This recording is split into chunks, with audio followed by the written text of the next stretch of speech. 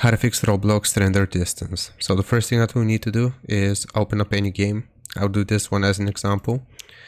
So just open up the Roblox game client. Now it might take a little bit of time for the game to load because I'm recording. But basically once the game loads, what we need to do is access the settings. So press the escape key on your keyboard and then go to settings. Here what we want to do is scroll down until we see the graphics mode, and if it's automatic we want to change it to manual. Now here, if we increase the graphics quality, it will also increase the render distance. So basically if you go into the furthest to the right here, you will have the most render distance, and you will have the least amount of render distance if you're all the way to the left. So that's basically how you do it. That's how you fix it. I hope this helps you out. Leave a like and sub, and I'll see you next time.